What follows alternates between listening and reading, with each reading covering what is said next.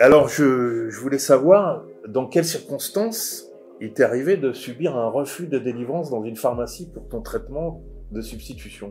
Alors moi, c'était pendant le premier confinement, au début de la période du Covid. J'habitais dans le 95 et moi je travaille sur Paris. Là, j'étais confiné chez moi dans le 95. Du coup, je me suis retrouvé à une semaine de la fin de mon traitement à me rendre compte que c'était compliqué il y avait très peu de trains pour aller jusqu'à Paris. Il y avait 2 trains par jour. C'était très compliqué d'aller jusqu'à Paris. Du coup, j'ai appelé mon médecin. Et il m'a dit non, mais trouve tout simplement une pharmacie proche de chez toi, qui je peux envoyer une ordonnance, quitte à les appeler pour leur expliquer la situation, et ce sera plus simple pour toi. Donc du coup, je cherche sur internet, je vois qu'il y a 4 pharmacies proches de chez moi. Je vais voir la première, je lui explique la situation, je lui dis que mon médecin est bien sûr prêt à envoyer l'ordonnance, à l'appeler s'il faut. C'est très important, donc elle est. Ouais, en fait, c'est comme si elle avait eu en face une ordonnance en bonne et due forme. De toute façon, elle a arrêté court. Elle m'a dit ah non, bah de toute façon moi je fais pas ces médicaments-là. Allez voir ailleurs. Je vais voir la deuxième pharmacie. La deuxième pharmacie, pareil, je lui explique la situation. Bon, elle prend mon dossier, elle regarde et elle voit que je suis dans la sécu du 92. Donc là, elle me dit, oh là, trop compliqué, ça va être trop compliqué pour moi de me faire rembourser, vous êtes dans le 92, là, faut aller, comme si c'était à elle de décider si elle acceptait ou pas de... C'est ça. Voilà. Et vu que ça allait être compliqué pour elle de se faire rembourser, je suis moi, j'ai envie de dire, c'est pas mon problème, mais... Voilà. Et elle avait, que ce soit compliqué pour toi, c'était pas son problème. D'accord. Mais donc là pareil, j'essaye de parler un peu de droit. Bon, je voyais qu'elle était pas du tout, elle avait pas du tout envie. En plus, il y avait du monde derrière, donc c'est vrai que j'avais pas non plus envie de faire de raconter ta vie. Voilà, c'est ça. Je décide d'aller en voir une autre. Je vais voir la troisième pharmacie et là pareil, elle regarde mes ordonnances et elle voit que je suis à 40 mg par jour, mais en 2 fois, donc ça fait 28 flacons. Et là, elle me regarde, elle me dit, ah non, moi j'ai une armoire sécurisée qui est beaucoup trop petite, je vais pas pouvoir commander tout ça d'un coup, non, ça va pas être possible, là, il faut que vous alliez voir quelqu'un d'autre. Là, après tous ces refus, j'appelle mon médecin en lui disant que j'ai l'impression que je trouverai jamais de pharmacie, que ça va être impossible. Il m'a donné le numéro d'un XAPA. XAPA qui est un centre classique de délivrance, mais qui n'est pas une pharmacie, donc qui n'est pas une pharmacie, et qui m'a donné pour que le XAPA me trouve une solution, entre guillemets. Ça. Du coup, j'appelle le XAPA qui me donne rendez-vous donc le lendemain. Parce que le jour même il pouvait pas, qu'il me donne rendez-vous le lendemain, donc là j'avais plus de méta, donc on attend sans méta. La médecin me donne gentiment pour la journée, et au passage me donne le contact d'une pharmacie user friendly du coin qui apparemment fait tous les traitements. C'est-à-dire la pharmacie qui délivre tous les traitements de la région. De pas du XAPA. C'est ça. Donc ce qui est intéressant, c'est qu'en fait ce que tu as décrit, c'est les 3 situations anormales dans lesquelles un pharmacien se met hors la loi en faisant ce qui s'appelle un refus de délivrance de médicaments avéré. Quelque chose qui est sanctionné par le code de déontologie des pharmaciens.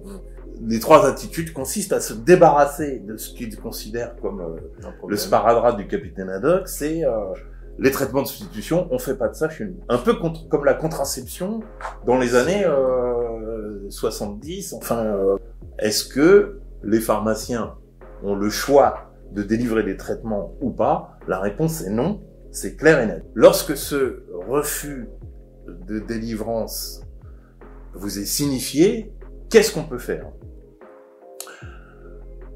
Il y a un recours, et ça devrait être même systématiquement fait, qui doit être fait auprès de l'ordre régional des pharmaciens, qui est une instance juridique qui a le droit de sanctionner ce type de comportement.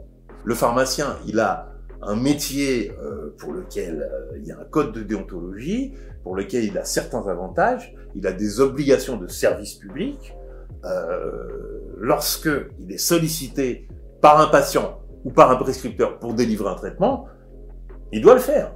Alors, à une réserve près, il peut tout à fait vous signifier qu'il n'a pas le médicament en stock, comme pour n'importe quel autre médicament.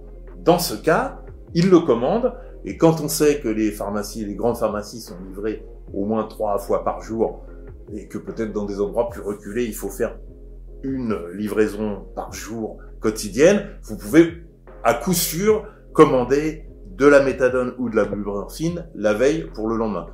Hormis ce cas de figure, le pharmacien, encore une fois, n'a pas à vous refuser le traitement. S'il le fait, vous devez lui demander poliment son adresse, lui demander son nom. En tout cas, il faut avoir le nom du propriétaire de la pharmacie, donc du pharmacien en titre, et ensuite adresser à l'attention du conseil régional de l'ordre des pharmaciens de votre région un courrier recommandé accusé de réception dans lequel vous allez signifier un dépôt de plainte pour non-respect de la déontologie à l'encontre de monsieur ou madame untel. On peut vous donner un libellé de lettres que vous trouverez sur le site d'Assud, sur assud.org.